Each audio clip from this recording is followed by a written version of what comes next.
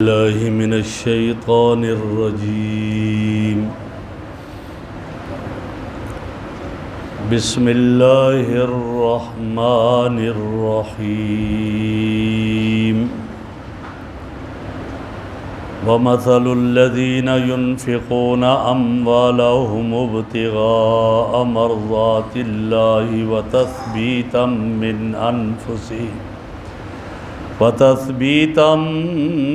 أنفسهم كمثل جنة بربوة أصابها وابل فآتت أكلها ضعفين فإن لم يصبها وابل فطل والله بما تعملون بصير. الذين ينفقون أموالهم، وہ لوگ جو اپنا مال خرچ کرتے ہیں ابتغاء مرضات اللہ رب العزت کی رضا کی تلاش کرتے ہوئے، وتثبیتا من انفسہم، اور اپنے دلوں کی پختگی کے لیے، کمثل جنہ، اس کی مثال اس باغ کی طرح ہے، بربوہ، جو بلندی پر واقع ہے، اصابہا وابل، پس اس کو پہنچ جائے موسلا دھار بارش، فآتت اکلہا ضعفین، پس وہ اپنا پھل دگنا دے، فإن لم یصبھا وابل، اور اگر اس کو موسلا دھار بارش نہ پہنچے، فطل، پھوار بھی اس کے لیے کافی ہے،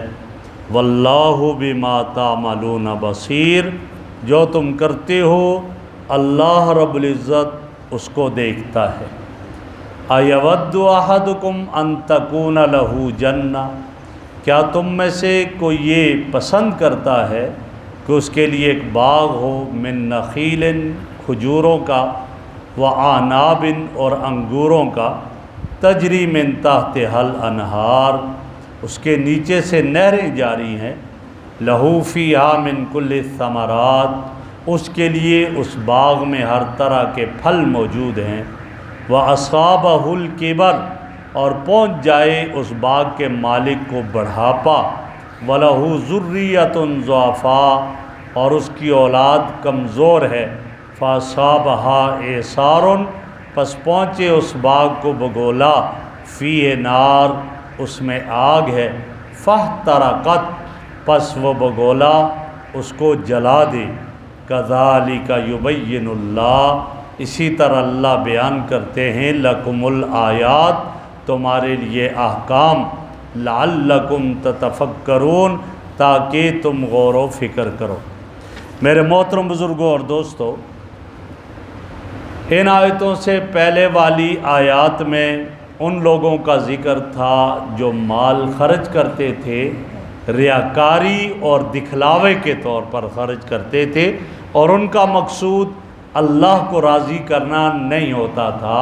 تو پہلے درس میں گزر گیا کہ اس کی مثال اس طرح تھی کہ ایک پتھر پر مٹی ہے اور اس میں کوئی پودے لگا دیے، سبزہ آیا، امید رکھی، اچانک موسلادھار بارش آئی، سب کچھ ختم، ساری امیدیں ختم ہو گئیں.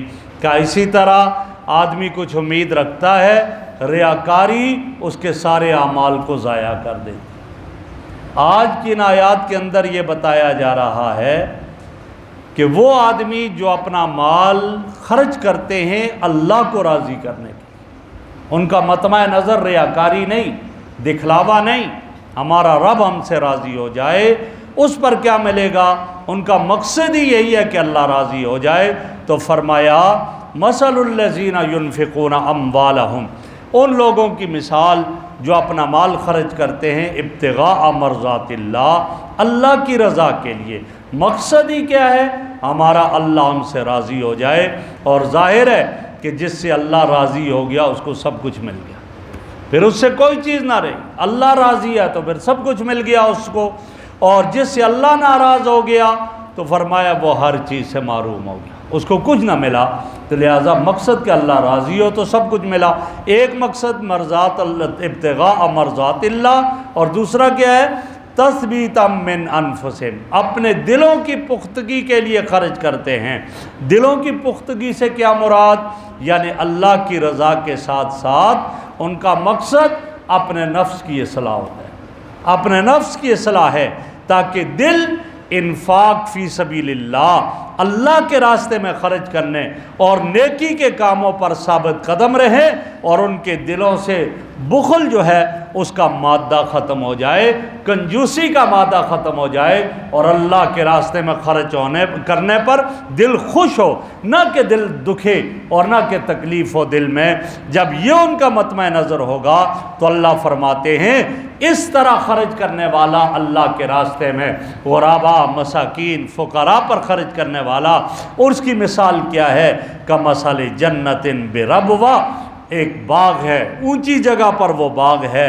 اب اس باغ کی کیا کیفیت ہے؟ فرمایا جب موسلادھار بارش آتی ہے اور اس باغ کی زمین اس بارش کو اپنے اندر جو ہے جذب کر لیتی ہے، تو پھر اس بارش سے کیا مطلب ملتا ہے؟ دگنا پھل ہو جاتا ہے، کم نہیں، پھل زیادہ ہوتا ہے۔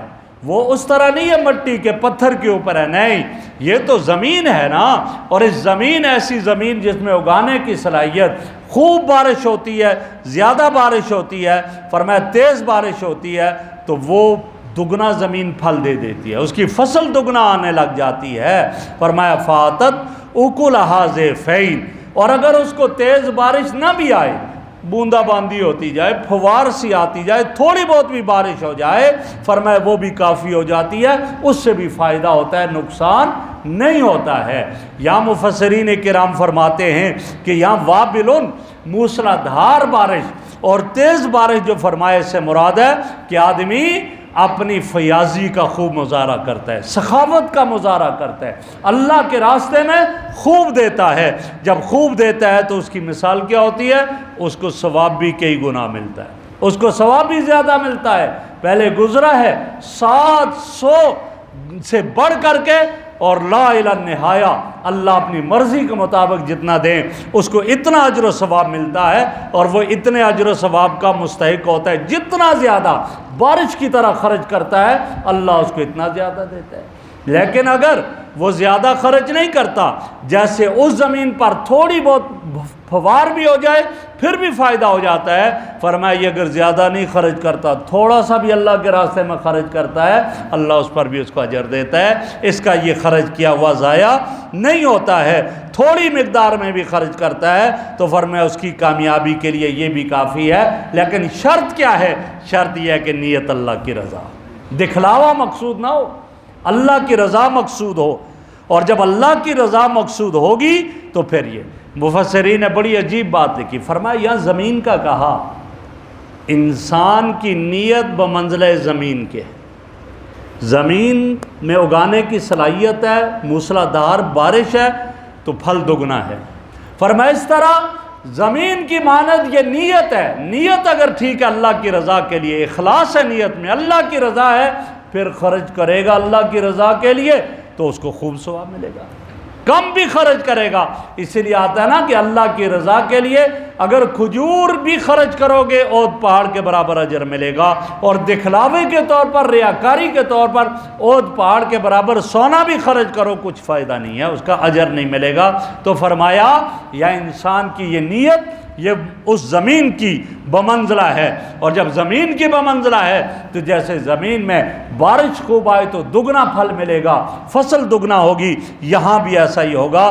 اگر زمین زرخیز ہے، دل کی نیت ٹھیک ہے، نیت کی گویا اس کی زرخیز ہے اور نیت درست ہے، تو تھوڑا سا خرچ بھی اس کے لیے فائدہ مند ہوگا، اس سے نقصان نہیں ہوگا۔ اللہ فرماتے واللہ بما تعملون بصیر، جو تم کرتے ہو اللہ دیکھ رہا ہے، اللہ تمہاری نیتوں کو بھی جانتا ہے، اللہ تمہارے عمل کو بھی دیکھتا ہے۔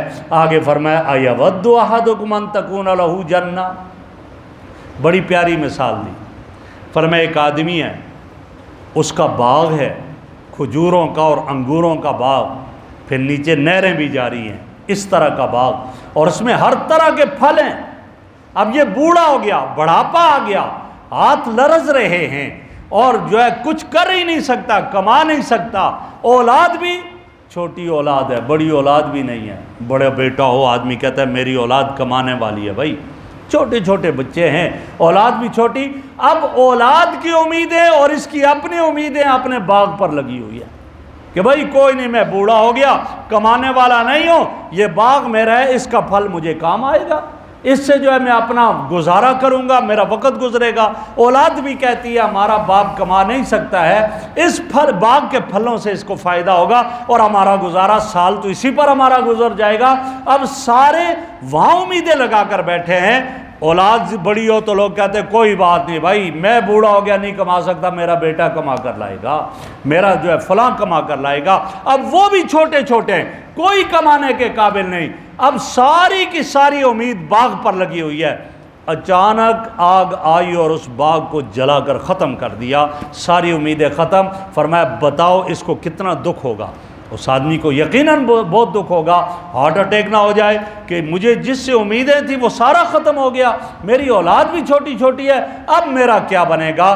فرمایا یہ اس کی کیفیت۔ تو اللہ رب العزت یہاں یہ فرما رہے ہیں کہ ایک آدمی اعمال کرے گا، نیکیاں کر رہا ہے اور اس کو امیدیں یہی ہے کہ آخرت کے دن مجھے یہی کام آئیں گی، یہی صدقہ کام آئے گا، یہی خیرات کام آئے گا، یہی کچھ کام آئے گا، اور وہاں تو میرا کوئی بھی نہیں ہے لہذا مجھے یہی ملے گا۔ لیکن کیا ہوا؟ ریاکاری کی آگ آئی، دکھلاوے کی آگ آئی، خرچ کیا، صدقہ کیا، لیکن احسان جتلانے کی آگ آئی۔ اس نے خرچ کیا لیکن جس پہ خرچ کیا اس کو اذیت پہنچانے کی آگ آئی۔ پہلے درس میں گزرا ہے کہ نیکی کو باقی رکھنے کے لیے کیا ہے؟ احسان نہ جتلایا جائے، جس کے ساتھ بھلائی کی صدقہ کیا اس کو اذیت نہ پہنچائی جائے، اور تیسری چیز یہ ہے کہ ریاکاری نہ ہو۔ جب یہ تینوں کی تینوں چیزیں ان کی آگ آئے گی قیامت کے دن آخرت میں، ان نیکیوں کو ختم کر دے گی۔ فرمایا جن نیکیوں پر اجر و ثواب پر یہ امید لگا کر بیٹھا تھا کہ مجھے اس پر تو ملے گا، جنت تو میری ہے، لیکن اسے کیا پتا تھا کہ میں ریاکاری بھی کرتا رہا، دکھلاوا بھی کرتا رہا، میں نے جس کے ساتھ اچھائی کی، خرچہ کیا جس پر، میں تو اس کو اذیت بھی پہنچاتا رہا، میں اس پر احسان بھی جتلاتا رہا۔ اب یہ آگ سارے کے سارے کو ختم کر دے گی اور اس کو پتہ ہی نہیں چلے گا۔ تو اس لیے فرمایا کہ بھئی تم اتنا کرو، ریاکاری سے بچو، اخلاص کے ساتھ کرو۔ حضرت ابو ہریرہ رضی اللہ تعالیٰ عنہ فرماتے ہیں نبی اکرم صلی اللہ علیہ وسلم نے فرمایا اخلص فی دینک یکفیک قلیل من العمل، بھئی آپ اپنے دین میں خالص ہو جاؤ، اللہ کی رضا والے بن جاؤ، چھوٹا عمل بھی تمہارے لیے کافی ہو جائے گا۔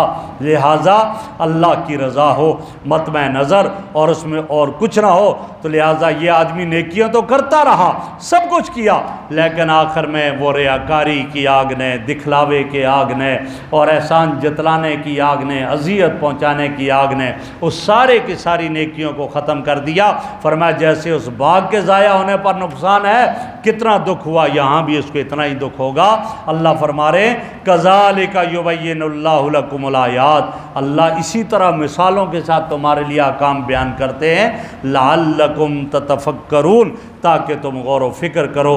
اللہ رب العزت ہمیں ریاکاری جیسی لعنت سے محفوظ فرمائے اور اچھائی کر کے اس کو جتلانا اور دوسروں کو اذیت پہنچانے سے محفوظ فرمائے۔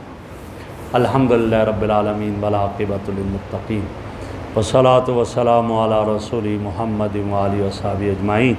سبحانک اللہم وبحمدک نشہد ان لا الہ الا انت نستغفرک ونتوب الیک نستغفرک ونتوب الیک۔ صلی اللہ تعالی علی خیر خلقہ سیدنا و مولانا محمد وعلی آلہ وصحبہ وآل بیتہ اجمعین برحمتک۔